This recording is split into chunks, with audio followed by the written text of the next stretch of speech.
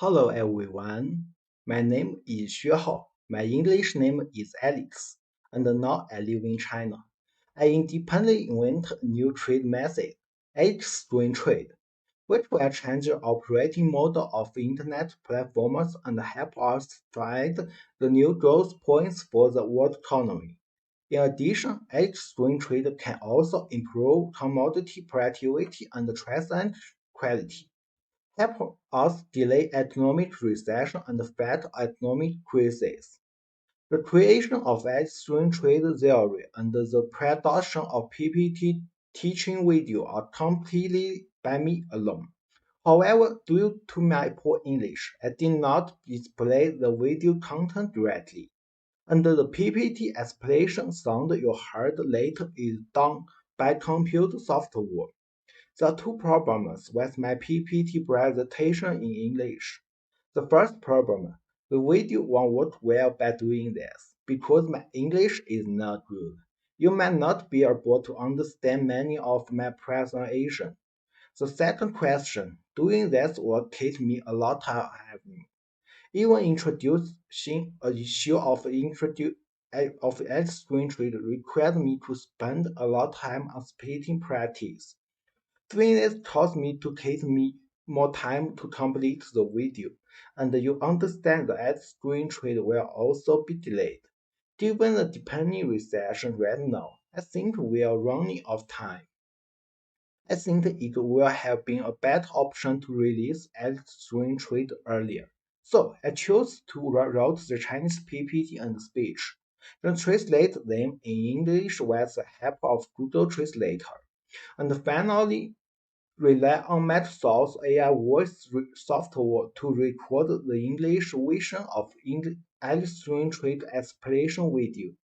Because of the theoretical construction of extreme trade, the writing of relay copywriting, the production of PPT, and the recording and editing of videos are all completed by me alone. So if there are some omissions in some tabs, please forgive me. Please don't miss my video because PPT is displayed by AI. And don't choose to close my video because the wrong words and grammar in the video. Because edge screen trade that invent is really important. It will not only help world to delay the economic recession, help many countries fight the economic crisis, but also help the fund hope when your career is not doing well. Now, let's take start with the body content of the X-green trade. Hello everyone, my name is Xue Hao, and my English name is Alex. I independently invented a method to fight the economic crisis. Alex scoring trade. Please remember the name of this method, because it will be famous all over the world and completely change the world.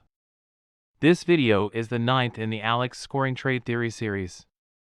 The second part of the Alex scoring trade. Alex scoring survey. In the previous two videos, I discussed the trick to winning the guess the average by looking at the item game and came to the conclusion that if you want to win the game, you should choose objective score. I think this finding is very interesting and maybe it can be applied to commodity survey so that we can solve the problems of traditional survey. In this video, we will bring the game of guess the average by looking at the item into the survey to see if there will be some surprises. 1. The derivation process of the Alex scoring survey. First, let's go back to the content of the fourth video, in which I analyzed why traditional product feedback surveys should be abandoned. But this is not enough, because the problem is still not solved, and the best way to deny a method is not to prove that it does not work well, but to find a better way to replace it. To find a better way, we had to change our minds. First of all, let's take a look at what elements we must guarantee in trade. First of all, we must ensure the interests of buyers. Buyers should have the freedom to choose commodities and the right to pursue the maximization of their own interests. Secondly, we must ensure that the company has enough room for growth and can increase profits by improving production and operation strategies, otherwise the company will lose the power of continuous progress and innovation. If we have to guarantee these 2 points, it seems that we are once again caught in the dilemma of Alex's impossible triangle. When both buyers and sellers seek to maximize profits, buyers will not express their personal real thoughts in the survey. So if we change our minds, if we no longer require buyers to provide personal real thoughts in the survey, will the situation change? Let's recall how the survey questionnaires we see ask questions, such as, what do you think of our product? Good or bad? If you were to rate our product on a scale of 0 to 100, how would you rate it? If you had to choose one among very satisfied, satisfied, average, dissatisfied, and very dissatisfied to describe our product, which would you choose? It seems that traditional product survey requires buyers to feedback their true thoughts, and we seem to have no choice. But my view is that when an idea really doesn't work out, it's necessary to change the idea. The current situation is that traditional product survey requires buyers to feedback real thoughts, and we seem to have no choice. My view is that when an idea really doesn't work out, it's necessary to change the way of thinking. Below is the subversive content. In the traditional after-sales feedback survey, there are 2 kinds of information. The first type of information is the buyer's personal information. If the seller obtains the buyer's personal information, the seller will be able to use this information to implement price discrimination and harm the interests of the buyers. So according to Alex's impossible triangle, it is impossible for buyers to provide real information. The second kind of information is the group information of buyers. In traditional survey, sellers obtain group information by summarizing the personal information of each buyers. If the information can be guaranteed to be true, group information is also useful. Buyers can adjust their business strategies through group information. When the overall evaluation rises, analyze what is doing well, and when the overall evaluation declines, analyze what is not doing well. In this case, the interests of buyers will not be lost, the conflict between sellers and buyers has been alleviated, and our product survey can be carried out normally. But unfortunately, in traditional product survey, the method adopted by merchants is to collect the personal information of buyers and then aggregate them into overall information. But because of the Alex's impossible triangle, a lot of personal information provided by buyers is not true, so the aggregated information is also not true. So what if we skip the step of buyers expressing their own thoughts and ask buyers to directly predict the thoughts of the entire buyers group? And this idea, isn't it the same idea as that guess the average by looking at the item game? In the game, players do not assign points to item based on their subjective feelings about the item. In order to win the scoring game, players need to consider everyone's feelings and then give an objective score to the item. This objective score is actually the overall information of the player. Returning to product survey, because of the natural price conflict between buyers and sellers, the Alex's impossible triangle is formed in product survey, so we cannot obtain product information from individual buyers. At this point, why don't we change our thinking and try to get the overall information of the buyers? We can't know exactly how a consumer thinks of a product, but if we apply the guess the average by looking at the item game to product survey, we can know the objective score of a product in the consumer group. In the guess the average by looking at the item game, there are 2 objective scores. The first objective score comes from each player. I call it the personal objective score. This score is a subjective judgment of each player's rating on all other players. The second objective score comes from the player as a whole. I call it the overall objective score. This score is the final average score of this game of guess the average by looking at the item. In the guess the average by looking at the item game, each player's goal is to get his own personal objective score as close as possible to the overall player's average score by predicting other players' personal objective scores. If we let buyers also participate in the game of guess the average by looking at the item, let the buyers be the player of the game, trade the item as the item in the game, and set the reward for the winning player, and then use the collected 2 objective scores as survey information, can you get better product information than the original traditional survey? Based on this principle, I created the second part of the Alex scoring trade, the Alex scoring survey. 2. The operation process of Alex scoring survey. Alex scoring survey can be understood as a more complex game of guessing the average by looking at item. The process consists of 4 parts. 1. Make rules. 2. Buyer rating. 3. Statistical data. 4. Issue rewards. 1. Make rules. Merchants formulate the rules of the scoring game, including the process of scoring the game, reward standards, matters needing attention, etc. Merchants sort buyers in order of purchase, grouped by time or number of item. If time is used as a unit, customers who buy products today can be divided into the first scoring group, customers who buy products tomorrow are the second scoring group, and so on. If the unit is quantity, you can make a rule that for every 100 items sold, customers who buy those 100 items are grouped into one group. Set up a control group for each rating group, which is typically also a buyer's group.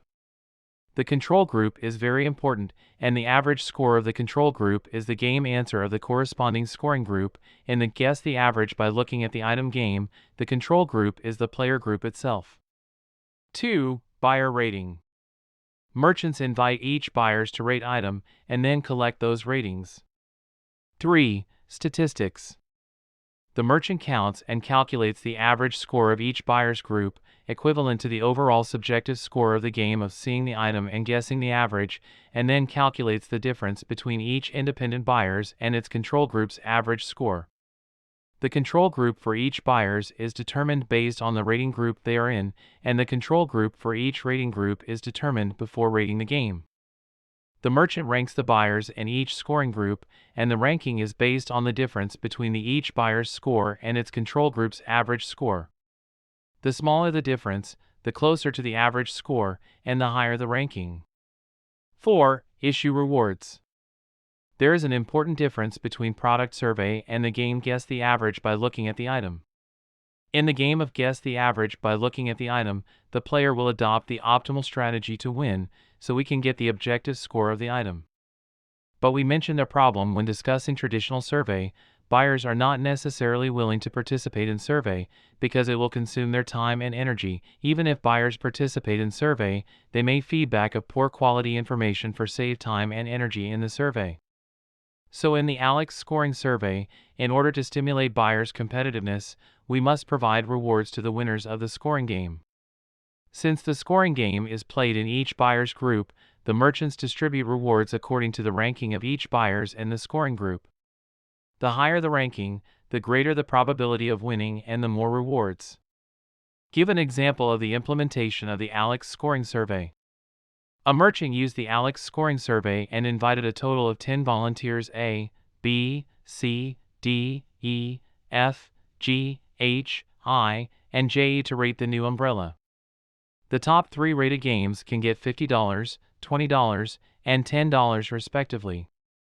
When the 10 volunteers finished scoring, they handed over the results to the merchant, and the merchant saw that their score were 100, 90, 80, 70, 60, 50, 40, 30, 20, 0, and finally the average score of all was 54. As shown below. According to the rules of the Alex scoring survey, the smaller the difference between the score and the average score, the higher the ranking, so their ranking is F greater than E greater than G greater than D greater than H greater than C greater than I greater than B greater than A greater than J. The higher the ranking, the more rewards, so the order of getting the rewards is F greater than E greater than G greater than D greater than H greater than C greater than I greater than B greater than A greater than J. Since only the top 3 players in the game can get the bonus, Volunteer F gets a $50 reward, Volunteer E gets a $20 reward, and Volunteer G gets a $10 reward. 3. The difference between Alex scoring survey and traditional product survey. 1. The information collected is different. Traditional commodity survey tends to collect buyers' personal information and then aggregate the buyers' personal information into buyers' group information. Instead of asking buyers to provide personal information, Alex scoring trade asks individual buyers to predict information about the entire buyer's group. 2. Different reward settings. Traditional product survey will give each participant the same small reward in order to attract people to participate in the survey. However, traditional surveys will not give different rewards to participants because the survey participants give different survey feedback information, because this will destroy the authenticity of the survey. If survey participants know that they can get rewards for scoring high, they are likely to conceal their true perceptions and give high scores. If survey participants know that they can get rewards for scoring low, they are likely to conceal their true perceptions and give low scores. Alex scoring survey. According to the different feedback information of the survey, gives participants different rewards and believes that this can lead to better survey information. Summarize the video content as usual. In the previous two videos, I argued that the best strategy for the guess the average by looking at item game is to find an objective score. In this video, I applied the game of guess the average by looking at the item to the survey and invented the Alex scoring survey. In traditional survey, due to the natural conflict of interest between sellers and buyers, it is impossible for buyers to provide sellers with real personal information.